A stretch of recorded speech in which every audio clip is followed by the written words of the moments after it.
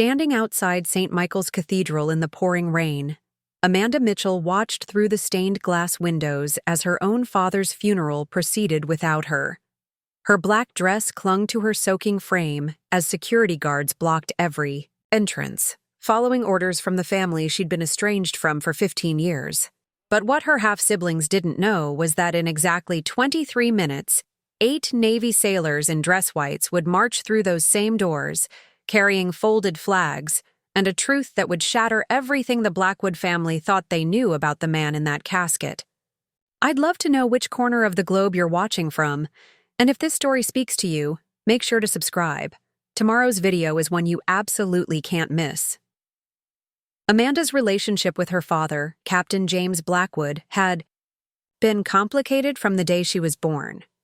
As the product of his brief second marriage to Sarah Mitchell, a waitress he'd met during shore leave in San Diego, Amanda never quite fit into the pristine world her father had built with his first family. When her mother died in a car accident when Amanda was only 8, James made the decision that would define the rest of their relationship. He sent her to live with Sarah's sister in Ohio while he returned to his naval duties and his other children in Virginia. Margaret Blackwood, James's first wife, had made it crystal clear that Amanda was an unwelcome reminder of her husband's infidelity.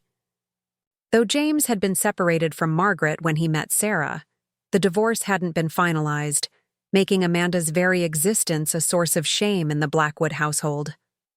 Margaret's children, Patricia, now 42, and Robert, 38, had absorbed their mother's resentment like sponges, treating their half-sister as an inconvenient afterthought whenever family obligations forced brief interactions.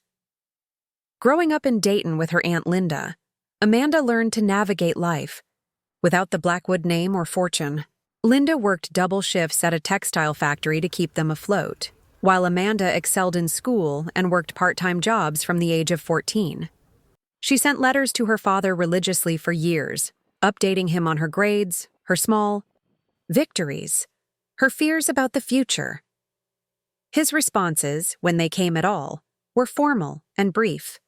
Checks for birthdays and Christmas, occasionally a postcard from whatever port his latest deployment had taken him to. The final rupture came. During Amanda's senior year of high school, she'd been accepted to Ohio State with a partial scholarship but needed help with the remaining tuition. When she called her father to ask for assistance, Margaret had answered the phone instead. "Haven't you taken enough from this family?" Margaret's voice had been ice cold. "Your mother trapped my husband with her pregnancy, and now you think you can come crawling back for money. James has real children to support." Amanda had never forgotten the sound of her father's voice in the background, not defending her, not correcting his wife, just silence. She'd hung up the phone, worked 3 jobs that summer, and put herself through college without another word to the Blackwood family. Over the next 15 years, Amanda built a life that would have made her father proud if he'd bothered to know about it. She became a registered nurse, specializing in trauma care at Cleveland General Hospital. She married David Chen, a kind paramedic she'd met during a particularly difficult shift, and they'd raised 2 beautiful children, Michael, now 13, and Emma, 11. Amanda had kept her maiden name professionally but rarely spoke of her father or his family to anyone, including her husband. The few times James had reached out over the years, it had been through lawyers or formal letters regarding family business. When Margaret died 3 years ago, Amanda wasn't invited to the funeral. When Patricia's eldest son graduated from the Naval Academy 2 years later, Amanda learned about it through a newspaper clipping Linda had mailed her with a note. Thought, "You should know your nephew followed in his grandfather's footsteps." So when the call came on a Tuesday morning in March, Amanda almost didn't answer the unknown Virginia number. David was already at work, and she was getting ready for her evening shift when her phone buzzed insistently. "Is this Amanda Mitchell?" The voice was professional, unfamiliar. "Yes, this is she." "Ms. Mitchell, this is Commander Sarah Walsh from the Naval Personnel Command. I'm calling to inform you that your father, Rear Admiral James Blackwood, passed away yesterday evening at Bethesda Naval Medical Center. I understand there may be some family complications, but as his next of kin listed in his emergency contacts, I wanted to ensure you were notified. Amanda had stared at her reflection in the bedroom mirror, watching her own face process words that didn't seem real. I'm sorry. Did you say Rear Admiral? My father was a captain when I last— Ma'am, Admiral Blackwood was promoted to Rear Admiral 6 years ago. He served with distinction for 34 years before his retirement last fall. The family is planning services for Friday, but I wanted you to know that the Navy will be conducting full military honors. The call had ended with Commander Walsh providing details Amanda wasn't sure she wanted. Her father, Admiral Blackwood, now, apparently, had died of complications from cancer he'd been fighting privately for 8 months. He'd been living alone in a small apartment near the naval base, despite Patricia and Robert's repeated invitations to move in with one of them. And most surprisingly, he'd left specific instructions that Amanda was to be notified immediately and included in all funeral arrangements. But when Amanda called Brennan and Sons funeral home the next morning, the reception was decidedly different than Commander Walsh had led her to expect.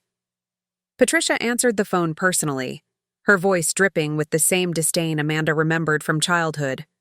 "Oh, it's you," Patricia said. "I was wondering when you'd crawl out of whatever hole you've been hiding in. Let me make something very clear, Amanda. This is a private family service. You weren't part of this family when Daddy was alive, and you're not part of it now that he's dead. Patricia, I know we've had our differences, but he was my father too." Commander Walsh said, "I don't care what some Navy bureaucrat told you. Daddy left everything to Robert and me. We're his real family, and we don't want you there." End of discussion. The line had gone dead, leaving Amanda holding the phone in her quiet kitchen, feeling 8 years old again. But this time was different. This time she had a family of her own who loved her, a career she was proud of, and a strength she'd built through years of standing on her own feet. David found her there an hour later, still staring at the phone. "Pack a bag," she'd told him. "We're going to Virginia. It's time I said goodbye to my father, whether his other children like it or not." The drive from Cleveland to Norfolk had taken 7 hours, with Amanda explaining to her children the complicated history of their grandfather they'd never met. Michael and Emma listened with the wide-eyed confusion of kids trying to understand how families could be so cruel to each other. David drove in supportive silence, occasionally squeezing Amanda's hand when the story became particularly painful. They'd arrived Thursday evening and checked into a modest hotel near the funeral home. Amanda had called ahead to confirm the service details, speaking to a funeral director who seemed genuinely confused by the family dynamics he'd apparently been thrust into the middle of. "Ma'am, I have to be honest," Mr. Brennan had said carefully. "Your siblings have made some unusual requests. They've asked that security be present and that certain individuals be restricted from entering the service. I've never had to do anything like this before, and it doesn't sit well with me, but legally as the ones handling arrangements." Amanda had thanked him for his honesty and hung up, understanding that she would likely not be welcome at her own father's funeral. But she'd come this far, and she owed it to the scared 8-year-old inside her to at least try. She owed it to her father, too, despite everything that had happened between them.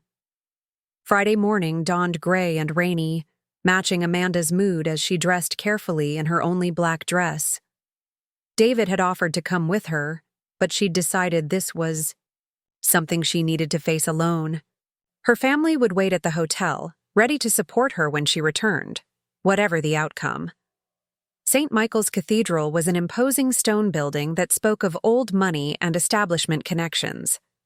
Cars lined the street, expensive, sedans and SUVs that Amanda recognized as the kind of vehicles the Blackwood family had always favored.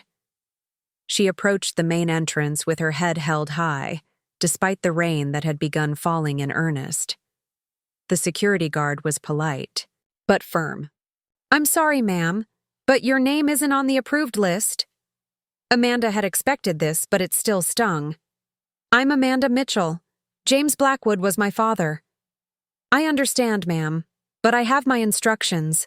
The family has requested that only certain individuals be admitted. She'd tried the side entrance and the back door, receiving the same polite rejection each time.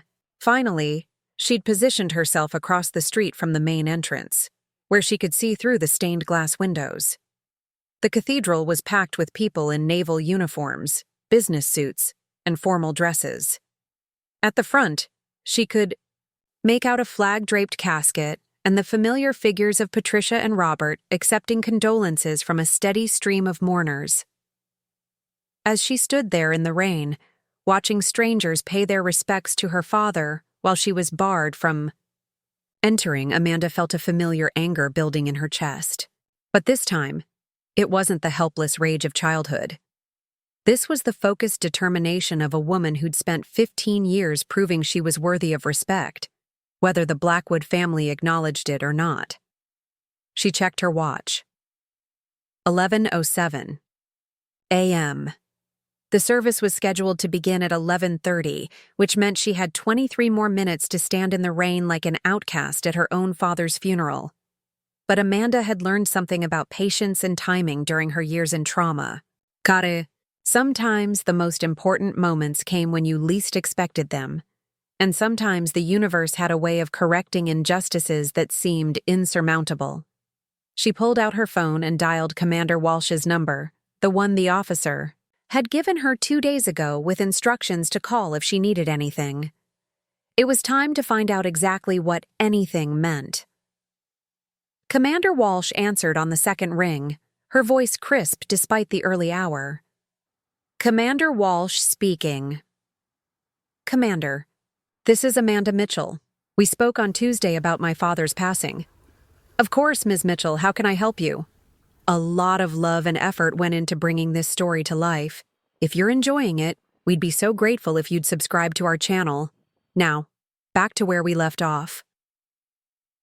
Amanda watched through the cathedral windows as more mourners filed, many in naval uniforms she didn't recognize. I'm standing outside my father's funeral right now, and I've been barred from entering. The family has hired security to keep me out. There was a long pause on the other end of the line. When Commander Walsh spoke again, her tone had shifted to something Amanda couldn't quite identify. Ms. Mitchell, can you hold the line for just a moment? I need to make a quick call. Before Amanda could respond, she was placed on hold. Through her phone speaker, she could hear the faint sound of classical music while raindrops continued to streak down her face. She used the time to study the cathedral more carefully, noting the formal procession of officers and dignitaries who seemed to know exactly where they belonged in this world she'd been excluded from. Commander Walsh returned after what felt like an eternity, but was probably only 3 minutes. Ms. Mitchell, I'm going to ask you a question, and I need you to answer honestly. How much did you know about your father's naval career? The question caught Amanda off guard. I knew he was a captain when I was young. You mentioned he'd been promoted to Admiral, but beyond that. She trailed off, realizing how little she actually knew about the man who'd raised her siblings but abandoned her. I see. Commander Walsh's voice carried a weight that Amanda couldn't interpret. Ms. Mitchell, your father's service record is extensive. Without going into classified details, I can tell you that Admiral Blackwood received the Navy Cross, 2 Silver Stars, and the Distinguished Service Medal during his career. He commanded operations in 3 different theaters and was personally decorated by 2 presidents. Amanda felt something cold settle in her stomach that had nothing to do with the rain. I don't understand. Why are you telling me this?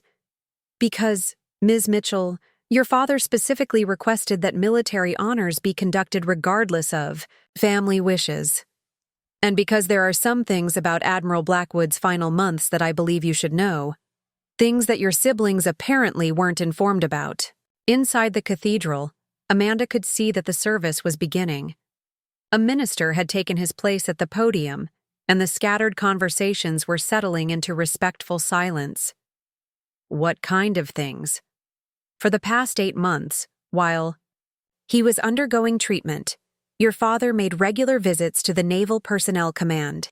He was updating his records, his emergency contacts, his final instructions. Ms. Mitchell, you need to understand. When an officer of your father's rank and service record makes specific requests, the Navy takes those very seriously. Amanda's grip tightened on her phone. What are you saying?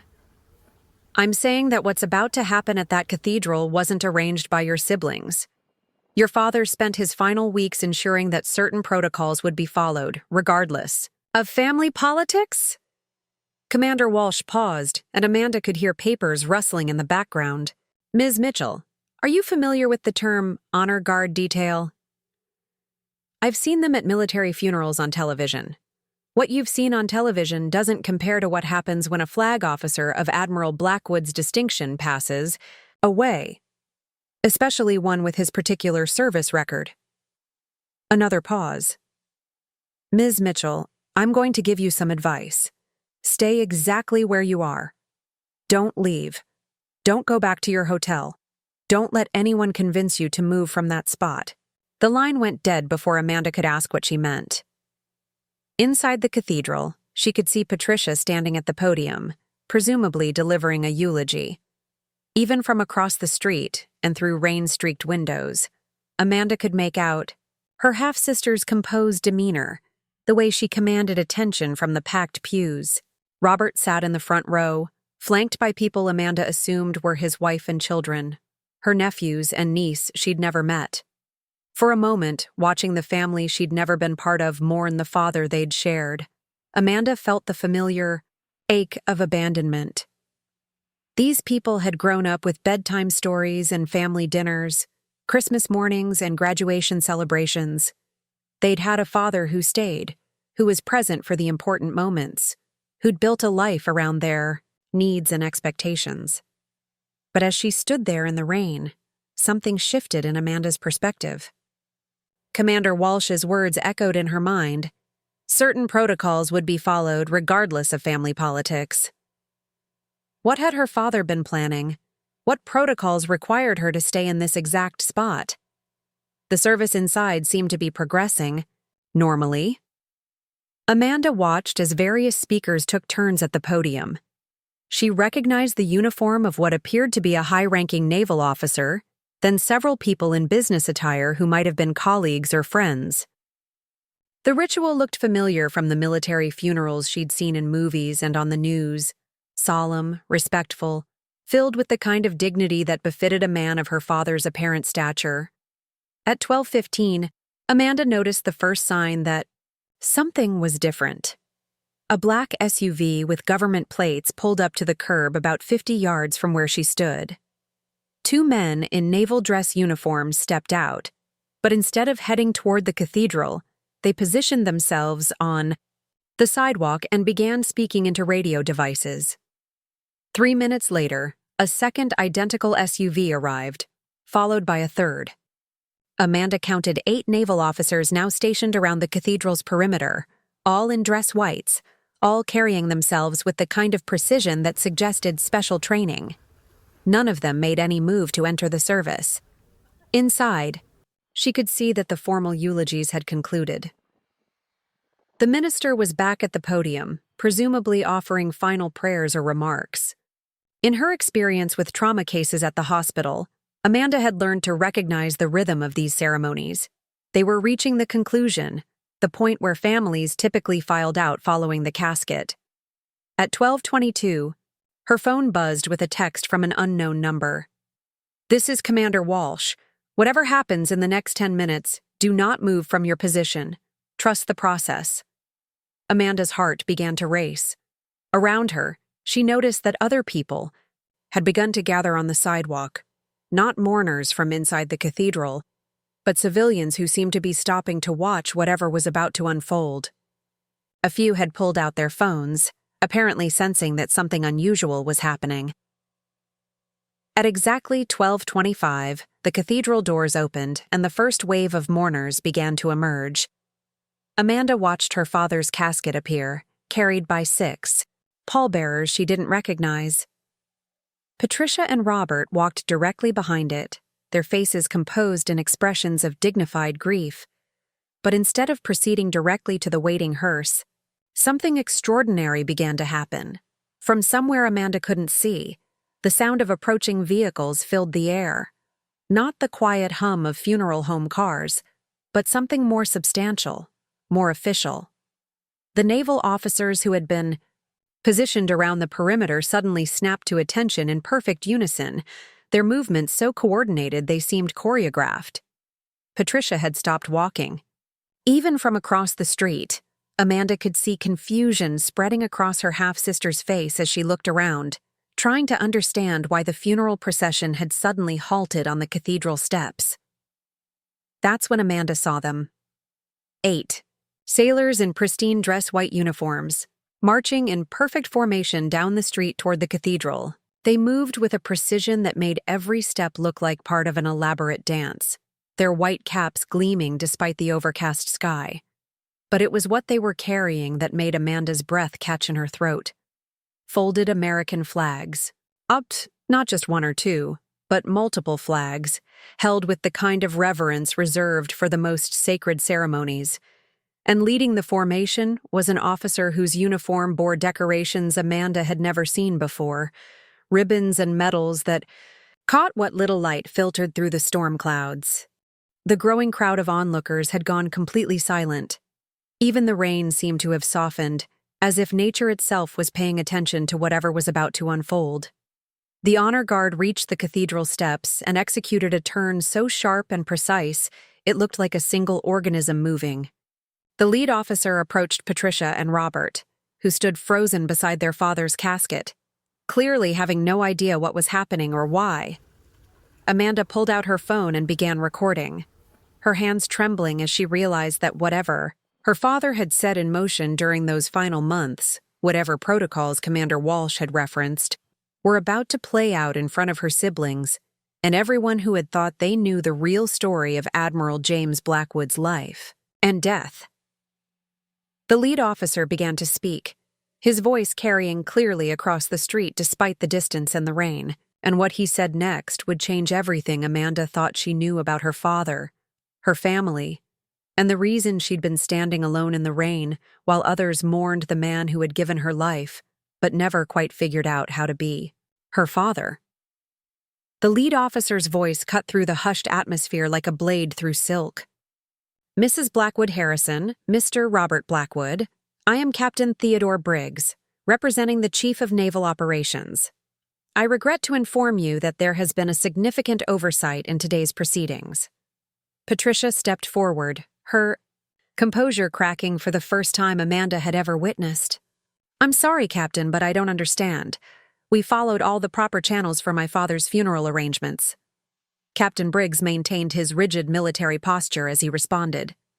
Ma'am, with respect, Admiral Blackwood left very specific instructions regarding his final honors, instructions that supersede civilian funeral arrangements. He gestured to the honor guard formation behind him.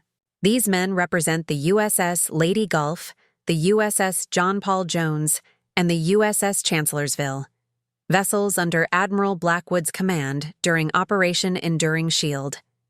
Amanda watched Robert's face go pale. Even from across the street, she could see him lean toward Patricia and whisper something urgent.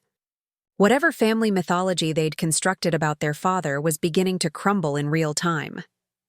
Furthermore, Captain Briggs continued, his voice carrying to every corner of the now silent crowd, Admiral Blackwood specifically requested that his daughter Amanda Mitchell be present for the presentation of colors.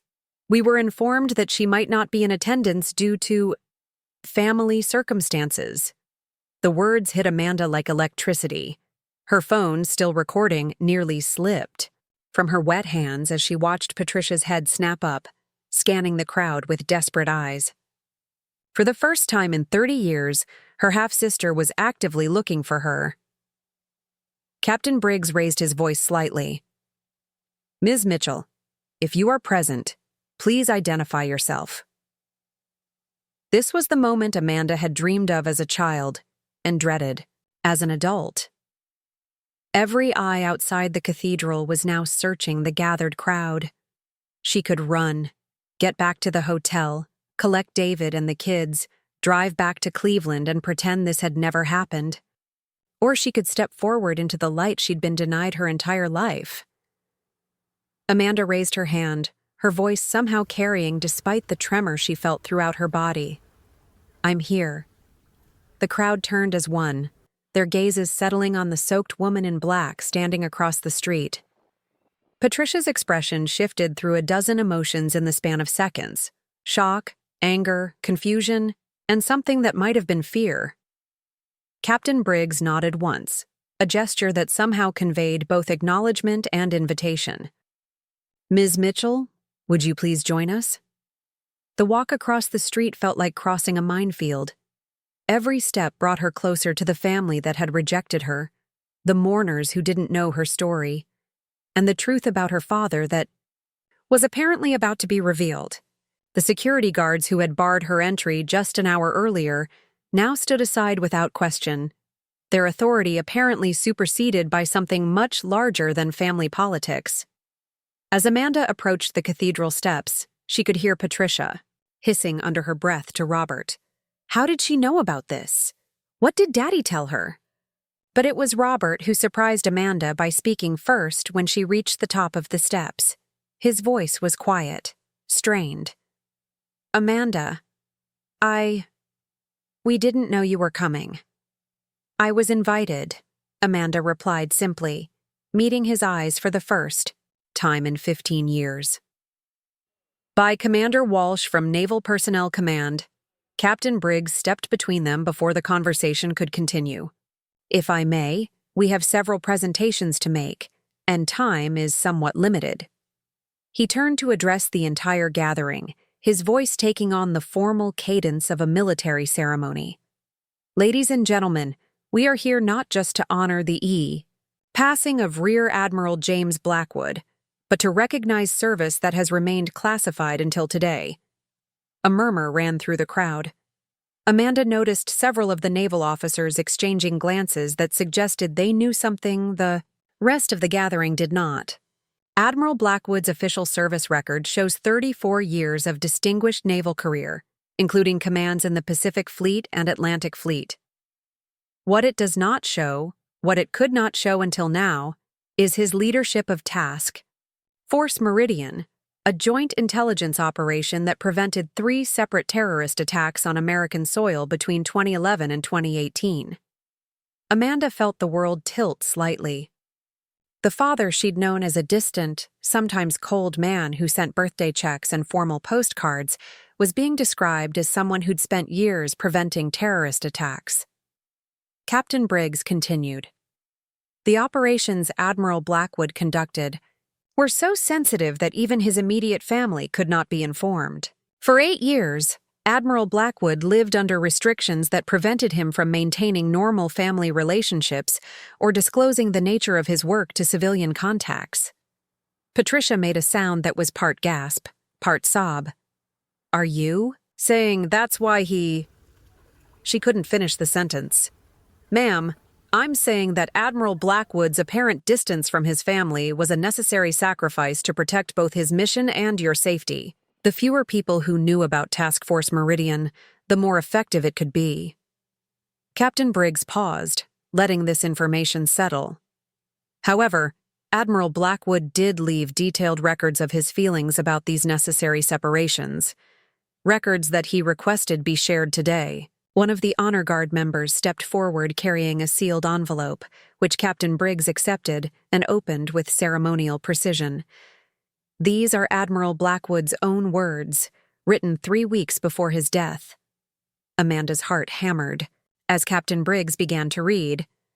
"To my children, Patricia, Robert, and Amanda, by the time you hear this, I will be gone, and many things that could not be explained in life can finally be made clear.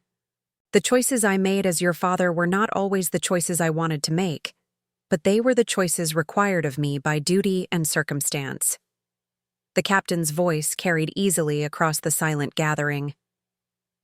"Patricia and Robert, you deserved a father who could be present for your achievements, your milestones, your daily lives. The classified nature of my work often prevented this, and I know my absence created wounds I cannot now heal. But I need you to understand that every mission I accepted, every deployment that took me away, was motivated by my determination to create a safer world for you to inherit. Patricia was openly crying now, 20 years of resentment colliding with revelations that reframed her entire understanding of her childhood. Amanda, Captain Briggs continued reading, you deserved the most and received the least. Sending you to live with Linda was the hardest decision of my life, but intelligence suggested that keeping you in Virginia would put you at risk. My work had created enemies, and those enemies were not above targeting families. You were safer in Ohio, but you deserve to know why. You deserve to understand that every birthday I missed, every graduation I couldn't attend, every phone call I couldn't make was because loving you meant protecting you in ways that required distance. Amanda felt tears mixing with rainwater on her cheeks. Around her, the entire gathering had gone completely still, as if afraid that moving might break the spell of this posthumous confession. The cancer gave me an opportunity to set things right, to ensure that when I was gone, the truth could finally be told. Amanda, you are listed as my primary beneficiary, not because I loved you more than your siblings, but because you sacrificed the most for my service without ever choosing to do so. The house in Norfolk, the accounts, the investments, they belong to you. But more than that, I need you to know that not a day passed during those 8 years of classified operations that I didn't think about the little girl in Ohio who sent me letters I couldn't safely answer, who achieved things I couldn't safely celebrate, who became a woman I couldn't safely know until now. The reading concluded with words that would echo in Amanda's mind for years to come. I was not the father any of you deserved, but I was the officer my country required. I hope someday you can understand the difference and perhaps forgive the cost. Captain Briggs folded the letter and looked directly at Amanda. Ms. Mitchell, Admiral Blackwood requested that these be presented to you personally. He gestured to the honor guard, who stepped forward carrying not just folded flags, but a wooden case that Amanda recognized as containing military decorations.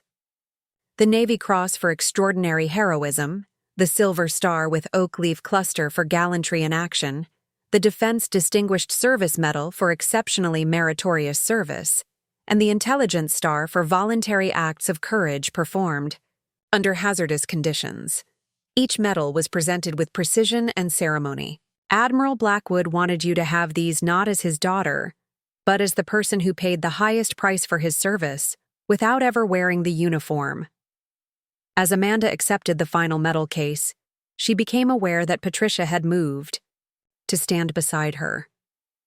Her half-sister's voice was barely a whisper. Amanda, I'm so sorry. We didn't know. All these years we thought he didn't care about us, Robert added, his own voice thick with emotion. But he was protecting us. All of us. Captain Briggs stepped back as the honor guard prepared for their final ceremony. Ladies and gentlemen, we will now conclude with the presentation of colors and the Navy hymn. Ms. Mitchell, if you would stand with your siblings. For the first time in 30 years, Amanda took her place between Patricia and Robert as their father was given the send-off he had earned. Through decades of service, she was only now beginning to understand. The flags were folded with mathematical precision. The hymn was sung by voices trained in ceremony and tradition. And somewhere in the middle of it all, Amanda realized that the little girl who had stood outside, looking in, finally had a place. At the table. The reception at the Blackwood family home was nothing like Amanda had imagined it would be. Instead of the cold, hostile environment she'd expected based on 30 years of rejection, she found herself in a house filled with naval officers, government officials, and family friends who seemed genuinely eager to meet the daughter they'd heard about but never encountered. Captain Briggs had personally escorted Amanda, David, and the children from their hotel to the Norfolk address she'd never seen before. The house itself was modest by the standards Amanda had imagined for her father's family. a well-maintained colonial with a neat garden and American flag hanging from the front porch. What struck her immediately was how many photographs lined the hallway. Images of Patricia's children at various ages, Robert's wedding, family gatherings she'd never been part of. But scattered among them, she noticed something that made her breath catch: school photos of herself from elementary through high school, carefully framed and displayed as if she'd always been part of this family narrative. "He kept every picture Aunt Linda sent," Patricia said quietly, noticing Amanda's stare. "We never understood why there were photos of some girl from Ohio mixed in with our family pictures. Mother used to complain about them, but Daddy never moved them." David had been navigating the afternoon with the diplomatic skills that made him excellent at his job, fielding questions from curious relatives and naval personnel while keeping Michael and Emma close. The children were overwhelmed by suddenly having cousins they'd never known existed. Patricia's son Jake, now 16, and Robert's daughters Christina and Sophie, 14 and 12 respectively. Commander Walsh appeared at Amanda's elbow, carrying 2 cups of coffee and wearing an expression that suggested she had more information to share. "Ms. Mitchell, could I speak with you privately for a moment?" They found a quiet corner of the living room, away from the conversations that had been flowing steadily for the past 2 hours. Commander Walsh set down her coffee and pulled out a tablet device. "There are some additional elements of your father's final arrangements that we haven't discussed yet." Amanda felt a familiar knot form in her stomach. "More surprises?" In a manner of speaking. "Your father's estate is substantial. More substantial than your siblings understand." Commander Walsh swiped through several screens on her tablet. Beyond the house here in Norfolk, Admiral Blackwood maintained accounts and investments that were connected to his classified work. Compensation for operations that couldn't be publicly acknowledged. Hazard pay for missions that officially never happened. The numbers Commander Walsh showed her made Amanda's vision blur slightly. The man she'd thought had abandoned her financially had apparently been building a legacy that dwarfed anything she'd imagined possible on a military salary. "There's also this," Commander Walsh continued, producing a key from her jacket pocket. "Your father maintained a private office space downtown. He left instructions that you should have access to his personal files, the ones that aren't classified. Letters he wrote but never sent, photographs, documents related to decisions he made about your upbringing." Amanda turned the key over, in her palm, feeling its weight both literally and metaphorically. Why now? Why wait until he is gone to explain any of this? Because while he was alive, even acknowledging your existence in certain contexts could have compromised ongoing operations. The people Admiral Blackwood helped put away had long memories and extensive networks. It wasn't until the final members of the terrorist cells were captured last year that the restrictions on his personal life could be lifted. Across the room, Amanda could see Robert deep in conversation with a rear admiral who was explaining something with the kind of hand gestures that suggested tactical movements. Patricia was showing family photos to a group of her father's former colleagues, her voice animated in a way Amanda had never witnessed before. "Commander Walsh, can I ask you something?" Amanda kept her voice low. The way this all played out, today, the timing, the ceremony.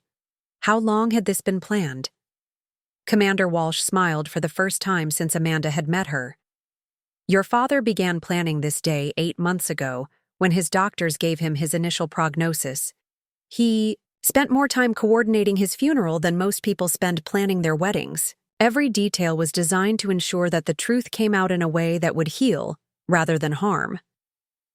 "Even the part where I was barred from entering?" "Especially that part. Admiral Blackwood knew his other children would try to exclude you. He'd observed the family dynamics for years. He also knew that the impact of the Honor Guard's arrival would be most powerful if it came as a complete surprise to everyone, including you." Amanda looked around the room again, taking in the scene with new understanding. Her father had orchestrated his own funeral like a military operation, with multiple contingencies and strategic objectives. The primary goal hadn't been his own honor, but the rebuilding of the family relationships his service had fractured. David appeared at her side, carrying Emma, who had apparently worn herself out meeting her new cousins. "How are you holding up?" he asked quietly. "I'm not sure yet," Amanda replied honestly. "This morning I thought my father didn't want me at his funeral. Now I find out he planned the entire thing around making sure I was included." Michael bounced up to them, his face flushed with excitement. "Mom, did you know Cousin Jake wants to go to the Naval Academy? And Christina speaks 3 languages? And Sophie plays violin just like Emma?" The easy way her children had integrated with their newfound family members provided a stark contrast to the decades of separation Amanda had experienced. But watching them interact, she began to understand something her father might have realized: that children were more resilient than adults when it came to accepting new relationships, and that the damage done by years of separation could potentially be healed in a single generation. Patricia approached their small group, carrying a box that looked like it had been retrieved from storage. "Amanda, I found something I think you should have." She opened the box to reveal stacks of letters, all addressed to Amanda's Ohio address, all bearing her father's distinctive handwriting, none of them ever mailed. "He wrote to you constantly," Patricia said, her voice still thick with emotion. "We found these in his bedroom closet, organized by year. There are hundreds of them." Amanda picked up the letter on top, postmarked from 3 years ago, but never sent. "Dear Amanda, I read in the Cleveland Plain Dealer that you were recognized as Nurse of the Year at your hospital. I wanted to call and congratulate you, but the restrictions on my communications are still in place. I hope someday you'll understand that my silence was never about lack of pride in your accomplishments." She couldn't finish reading it in front of the gathered crowd, but the few lines she'd managed to process filled in another piece of the puzzle her father had left behind. Robert joined them, carrying his own revelation, a photo album titled Amanda's Life, that contained newspaper clippings about her nursing career, her wedding announcement that someone had sent to her father, even a photo of Michael and Emma that must have come from Aunt Linda. "He followed everything," Robert said wonderingly. "Your career, your marriage, the kids' school achievements. He had a whole section of his office dedicated to tracking your life from a distance." The irony wasn't lost on Amanda that she was learning more about her father's feelings for her in the 4 hours since his funeral than she had in the previous 30 years combined.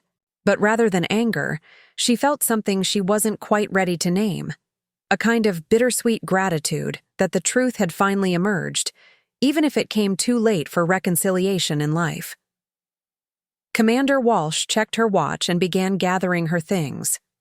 "Ms. Mitchell, I'll have Admiral Blackwood's personal effects delivered to your hotel tomorrow morning, along with the contact information for the legal team handling his estate. The transition should be relatively straightforward." As the afternoon wore on and the gathering began to thin, Amanda found herself in an unexpected conversation with Margaret's sister Helen, who had driven down from Richmond for the funeral. "You should know," Helen said carefully, "that Margaret regretted how she handled things with you. Near the end, when she was sick, she told me she understood that James's distance wasn't about loving you less, but about protecting you more. She never knew about the classified work, but she recognized the signs of a man carrying secrets that were eating him alive. Even Margaret, the woman who had been Amanda's primary antagonist in the family drama, had apparently evolved in her understanding of the situation before her death. It seemed that James Blackwood's funeral was revealing truths that went far beyond his own hidden service record. As evening approached and David began making noises about getting the children back to the hotel, Patricia pulled Amanda aside one final time. "I know this doesn't make up for 30 years of being awful to you," Patricia said, "but I'd like to try to be the sister I should have been all along, if you're willing to let me." Amanda looked at this woman who had been her adversary for so long, seeing her now as another person damaged by circumstances beyond her control, another casualty of their father's necessary but painful choices. "I'd like that," Amanda replied, But it's going to take time. For all of us. Patricia nodded, tears in her eyes.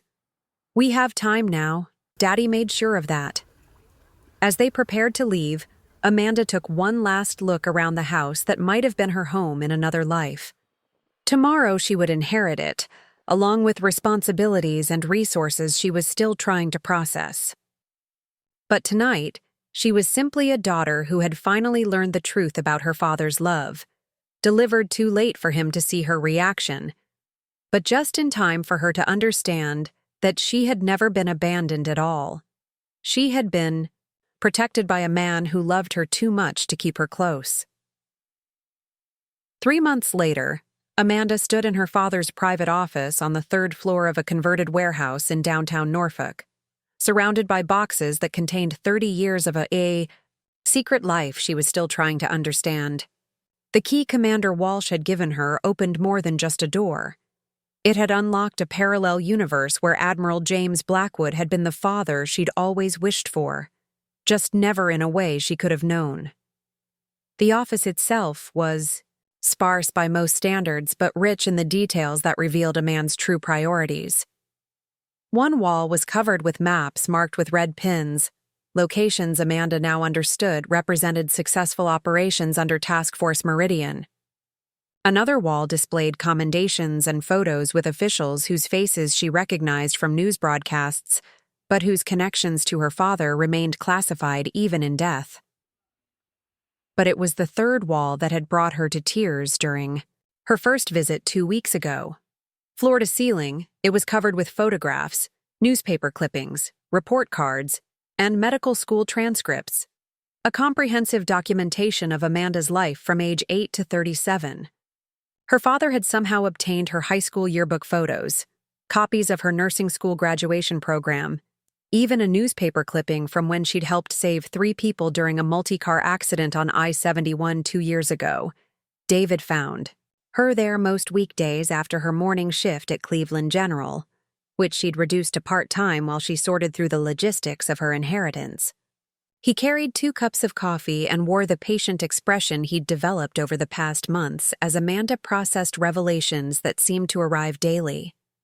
"Any new discoveries today?" he asked, settling into the chair across from her father's desk. Amanda held up a folder marked Amanda's Medical Career, Reference Materials. Inside were detailed notes about advances in trauma nursing, continuing education programs her father thought she might be interested in, and even a business plan for a trauma training center that bore a suspicious resemblance to an idea Amanda had mentioned to Aunt Linda 3 years ago. "He was planning to fund my career development," she said, still incredulous. "Look at this. Detailed research into opening trauma training facilities in underserved areas. All the financial projections, location analyses, staffing plans. It's more thorough than anything I could have put together myself." David examined the documents with the methodical attention he brought to his paramedic work. "These projections show he was planning to invest over $2 million in your ideas. When did he start working on this?" Amanda checked the date stamps on the documents. 2 years ago, right around the time the restrictions on his communications were being lifted, but before his cancer diagnosis. She set down the folder and looked around the office. "David, I think he was planning to contact me. I think he was building up the courage to finally explain everything and offer to support my career. But cancer changed those plans. The cancer accelerated them. Instead of having years to gradually reintroduce himself to my life, he had months to set up systems that would take care of me after he was gone." This office had become Amanda's retreat over the past several weeks, a place where she could process the magnitude of her father's hidden involvement in her life. The lawyers handling his estate had been methodical in their explanations, but the emotional weight of inheriting not just money and property, but proof of love that had been invisible for decades required a different kind of processing. Her phone buzzed with a text from Patricia. "Kids want to know if Emma and Michael can come to Jake's birthday party next weekend. Also, found more of Dad's things in the attic if you want to go through them together." The relationship with her siblings had evolved into something Amanda was still learning to navigate. Patricia had thrown herself into sisterly connection with an enthusiasm that sometimes felt overwhelming, while Robert approached their renewed relationship with the careful diplomacy of someone still afraid of making mistakes. But both were genuinely committed to rebuilding what their father's circumstances had prevented them from having. Amanda's own children had adapted to their expanded family with the resilience that continued to amaze her. Michael had started a regular video call schedule with Jake, who was helping him with a history project about naval warfare. Emma had begun taking violin lessons from Robert's daughter Sophie, who turned out to be something of a prodigy. The ease with which the next generation had embraced these relationships served as a constant reminder that children were often wiser about forgiveness than adults. David interrupted her thoughts by pointing to a manila envelope she hadn't noticed before, tucked behind one of the photo albums. "What's that one?" Amanda pulled out the envelope, which was marked, "For Amanda, open only after reading everything else," in her father's distinctive handwriting. Inside was a single letter, dated just 6 weeks before his death, and a smaller envelope marked, "Emergency use only." The letter began, "Amanda, if you are reading this, it means you have discovered the office and begun to understand how closely I followed your life from afar. By now, you know about the classified work, the reasons for my distance, and the financial provisions I've made for your future. But there is one final element I need to explain, and one final choice I need you to make." Amanda's hands trembled as she continued reading.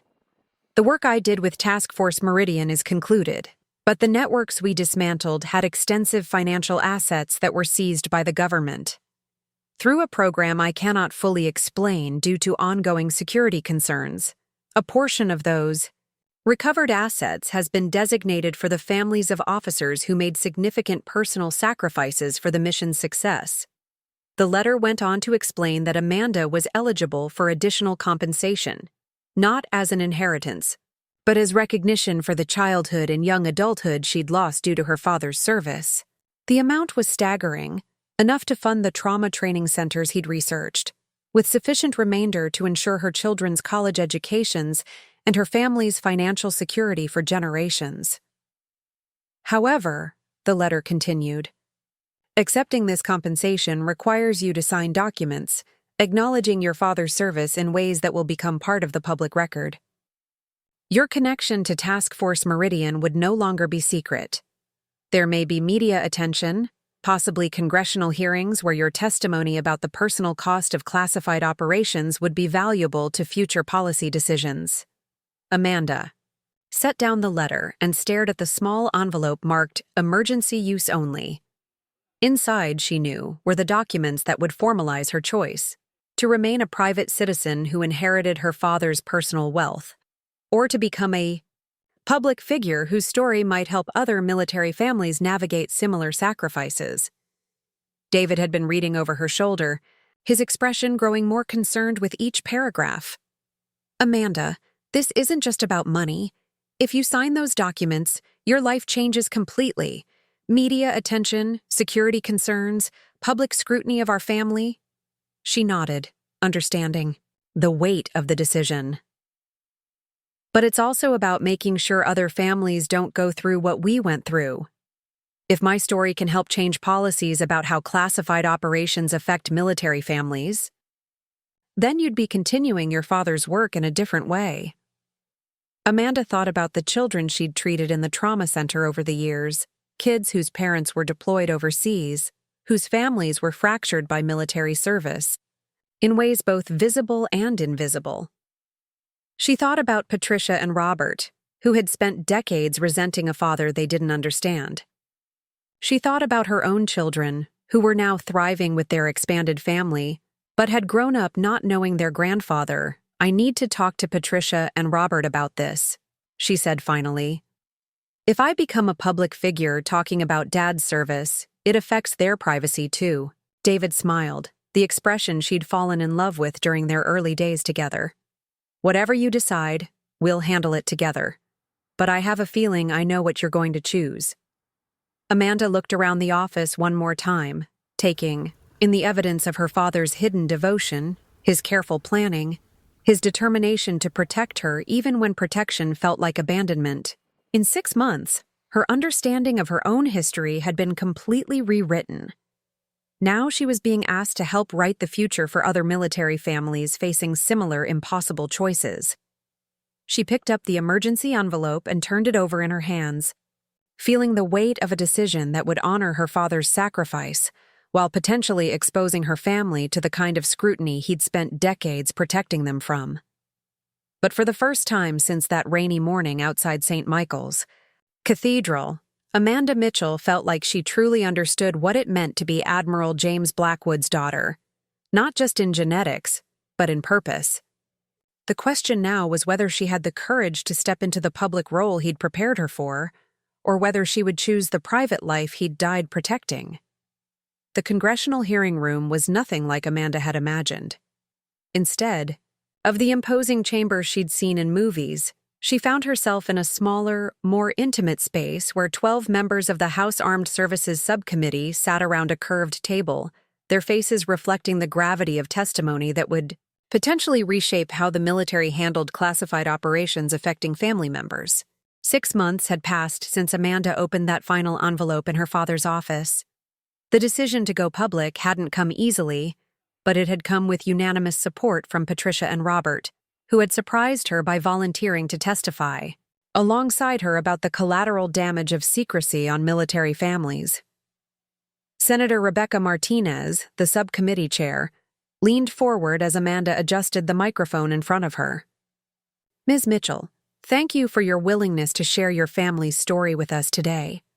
I understand this testimony may be difficult, but your insights could be invaluable in developing new protocols for supporting families affected by classified military operations." Amanda glanced at the gallery behind her, where David sat with Michael and Emma, Patricia with her husband and children, and Robert with his family.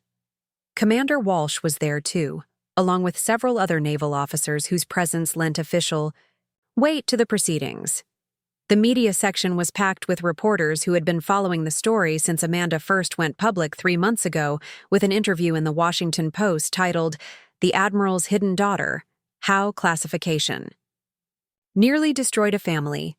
"Senator Martinez, members of the subcommittee," Amanda began, her voice steady despite the magnitude of the moment. "My name is Amanda Mitchell, and I am the daughter of Rear Admiral James Blackwood, who served as commander of the classified Task Force Meridian from 2011 to 2018.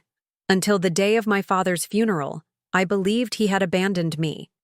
Today, I'm here to tell you how military secrecy, while necessary for national security, can devastate the very families that service members are trying to protect." Over the next 40 minutes, Amanda laid out her story with the methodical precision she'd learned in trauma nursing. The childhood separation, the years of minimal contact, the financial struggles she'd endured while her father secretly monitored, her progress and accumulated resources to support her. But she also spoke about discoveries that had emerged in the months since his death, revelations that painted an even more complex picture of the costs of classified service. Through documents we found in Admiral Blackwood's personal effects, Amanda continued, "We learned that the restrictions on his personal communications were more extensive than we initially understood. He was prohibited from attending my high school graduation not because he chose not to come, but because intelligence had identified a potential security threat connected to my school's location.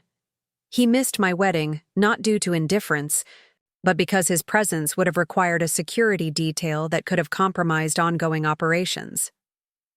She paused, allowing the weight of these details to settle with the committee members, several of whom were taking extensive notes.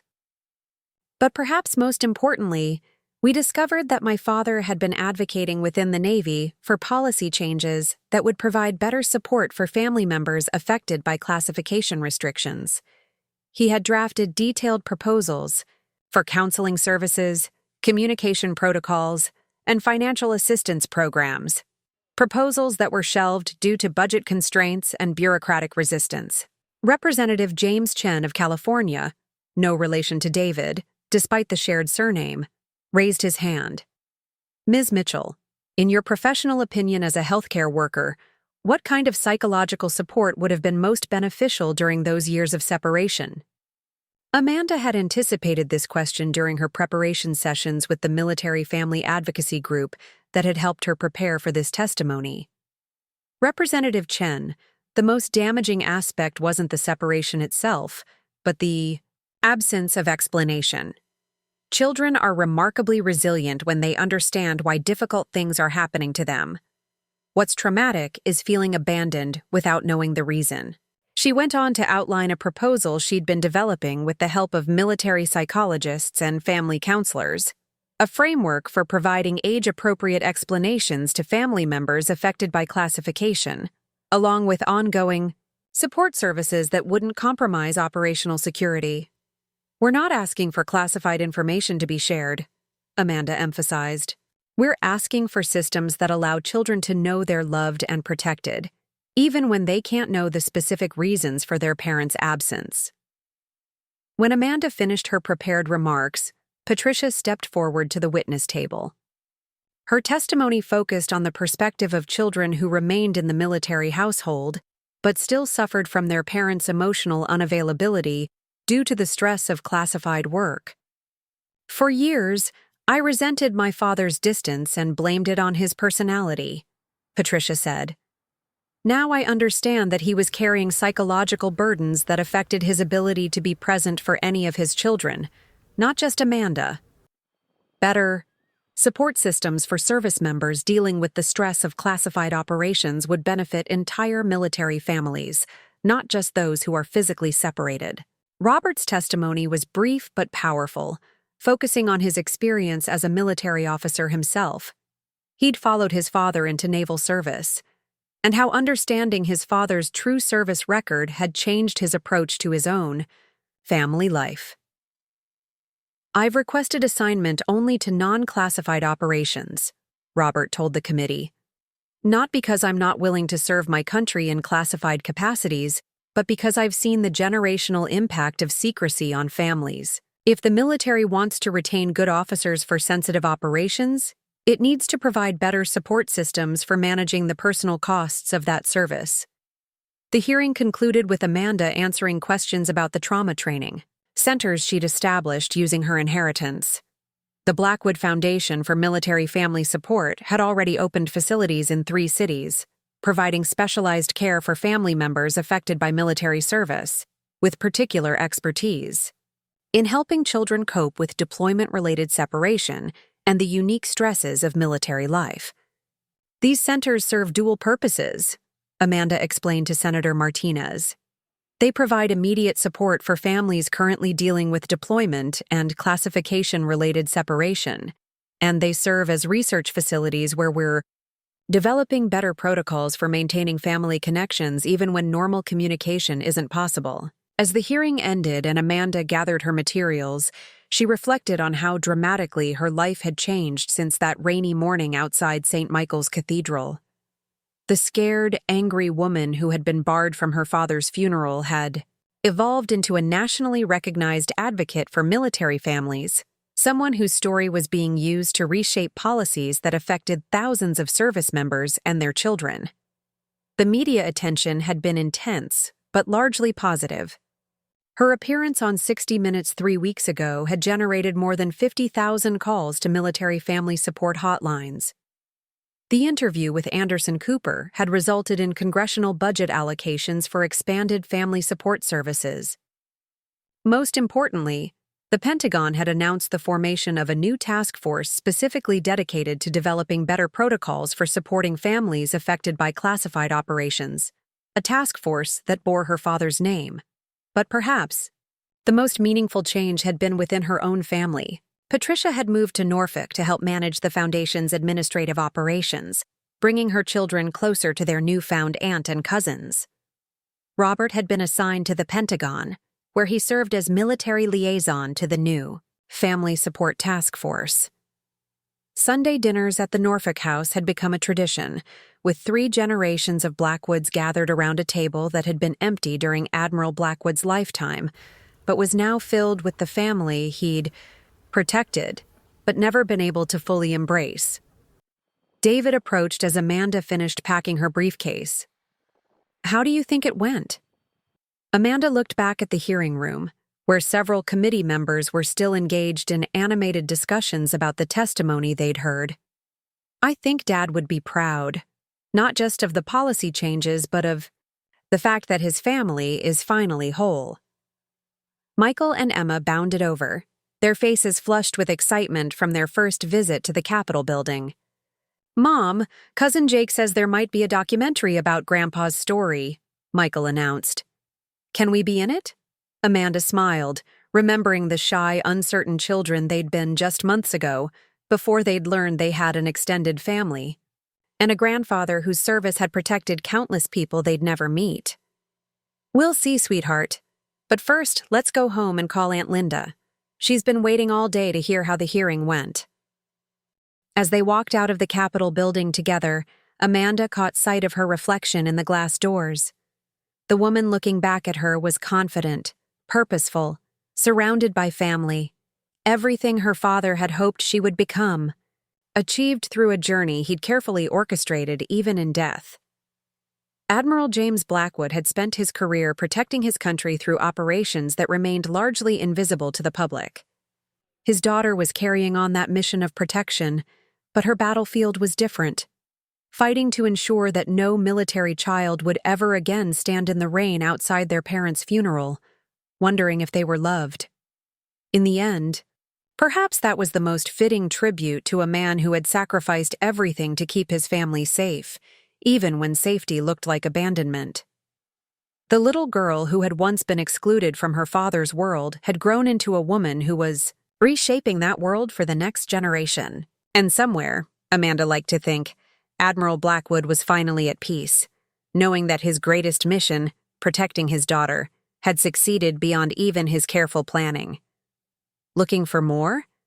We've got 2 amazing stories ready, for you right on screen. If this one touched you, these are absolutely worth your time. Click to watch them now. And hey, subscribe and hit that bell to never miss our latest uploads.